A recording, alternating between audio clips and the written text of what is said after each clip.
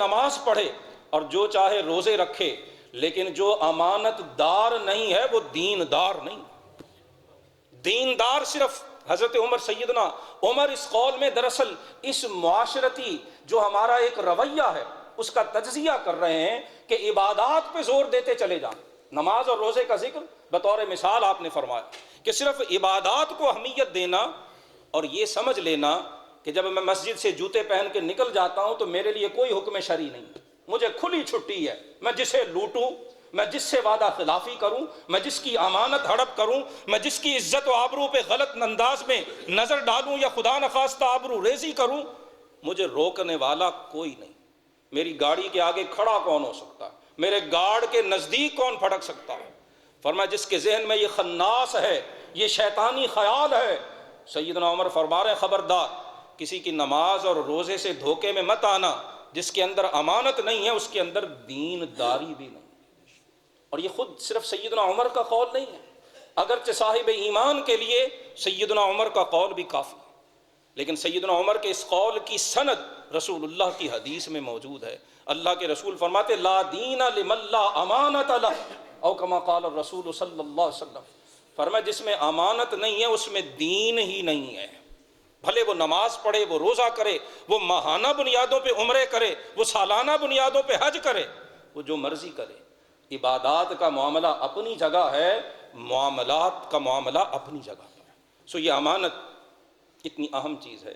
اور آخری حدیث حضرت عبداللہ بن عباس رضی اللہ تعالی عنہما سے مروی، آپ فرماتے ہیں کہ رسول اللہ صلی اللہ علیہ وآلہ وسلم نے فرمایا کہ جس آدمی نے کسی شخص کو مسلمانوں کا عامل بنایا، عامل سے مراد آج کی زبان میں جسے ہم ذمہ دار کہتے ہیں، کوئی عہدہ اسے دے دیا۔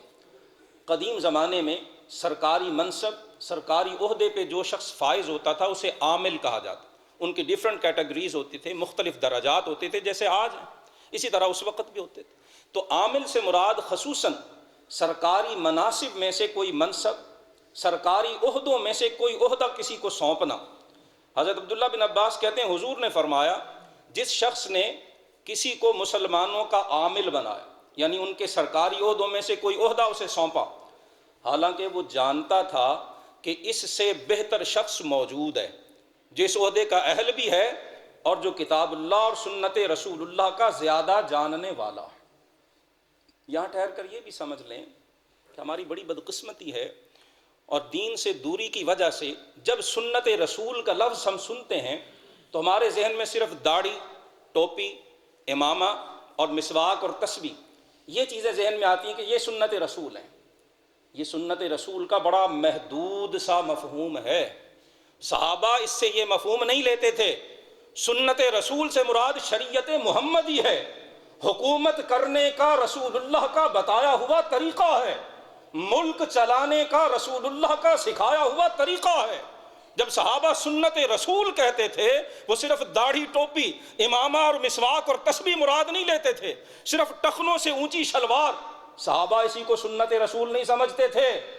وہ تخت حکمرانی پہ بیٹھ کر، وہ منصب حکومت پہ فائز ہو کر، وہ مسلمانوں کا سربراہ ریاست بن کے اپنے فرائض ادا کیسے کرنے ہیں، وہ سنت رسول اسے سمجھا کرتے ہیں۔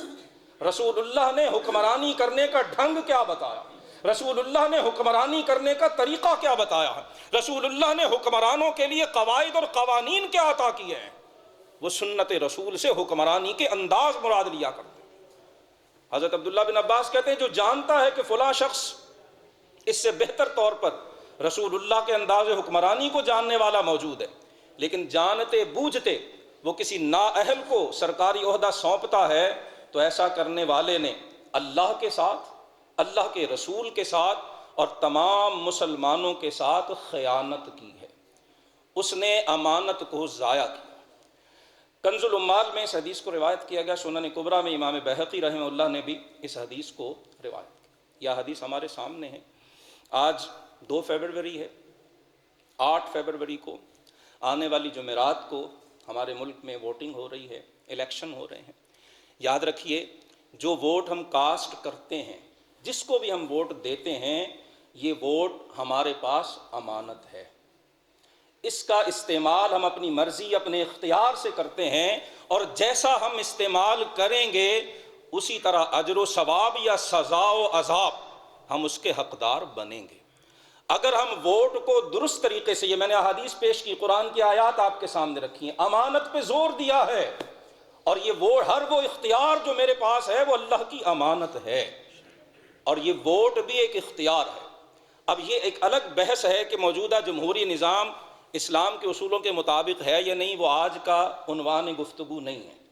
فی الحال یہ سسٹم چل رہا ہے ہمارے ہاں، اور اس میں میری اور آپ کی ایک ذمہ داری ہے بطور ووٹر۔ جب ہم ووٹ کاسٹ کرتے ہیں تو یہ صرف ایک بیلٹ پیپر پہ سٹیمپ لگانا نہیں ہے، یہ ایک امانت ہے جسے ہم ادا کر رہے ہیں۔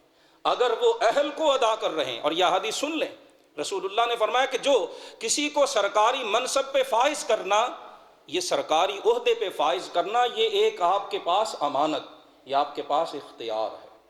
اور بعض علماء نے لکھا کہ یہ ووٹ یہ اسی طرح سے ہے جیسے کسی عدالت کا جج فیصلہ کرتا ہے۔ اور سورہ نساء کی جو آیت نمبر 58 عنوان گفتگو کے طور پہ ہم نے سنی، اس میں پہلا جملہ کہ اللہ تمہیں حکم دیتا ہے امانتیں ان کے مالکوں کو لوٹاؤ، اور اس سے فوراً اگلا جملہ ہے اور جب تم فیصلہ کرو تو انصاف کے ساتھ فیصلہ کرو۔ ہماری بدقسمتی یہ ہے کہ مجھ سمیت، میں سمجھتا ہوں ساری ذمہ داری آپ کی ہے، میں آزاد ہوں، مجھ پہ کوئی ذمہ داری نہیں۔ آپ سمجھتے ہیں کہ ساری رسپانسبلٹی میری ہے، آپ پر کوئی ذمہ داری نہیں۔ ہم دونوں کی یہ سوچ غلط ہے۔ جس دین کو ہم مانتے ہیں اس نے آپ کو بھی ذمہ داری دی ہے اور مجھے بھی ذمہ داری دی۔ جب قرآن عدل کی بات کرتا ہے، انصاف کی بات کرتا ہے، تو عدل کرنا یہ صرف چیف جسٹس آف پاکستان قاضی فائز عیسیٰ صاحب کی ذمہ داری نہیں ہے۔ 8 فروری کو ایک فیصلہ میں نے اور آپ نے بھی کرنا ہے۔ جس طرح supreme court, high court, lower courts کے جو ججز ہیں، ان کے سائنز، ان کی سٹیمپ کے ساتھ ایک ورڈکٹ، ایک قانونی فیصلہ ایشو ہوتا ہے، 8 فروری کو ایک فیصلہ آپ نے بھی دینا ہے۔ اور جس طرح lower court, high court, supreme court کا قاضی اور جج وہ اپنے سائن شدہ فیصلے کی جزا و سزا کا ذمہ دار ہے، اسی طرح میں اور آپ بھی 8 فروری کو اپنے دیے جانے والے ووٹ کے ذمہ دار ہیں۔ میں نے آیات آپ کی خدمت میں عرض کر دی، رسول اللہ کی احادیث پیش کر دیں، سنیے، غور کیجئے، اور پھر اس کے بعد جب آپ ووٹ دینے کے لیے جائیں تو پھر اپنی ذمہ داری کو احسن طریقے سے ادا کریں۔ چند ہزار روپوں کی خاطر، مالی مفادات کی خاطر، برادری اور خاندانی یا کاروباری تعصبات کی وجہ سے اپنے اس شرعی حق، اس انتہائی اہم ذمہ داری اور امانت میں خیانت کرنا، یہ ہمارے لیے اخروی طور پر سزا اور دینی اور شرعی طور پر گناہ کا موجب ہوگا۔ اللہ سبحانہ و تعالی ہمیں امانتوں کی اہمیت کو سمجھنے اور انہیں درست طریقے سے ادا کرنے کی توفیق عطا فرمائے۔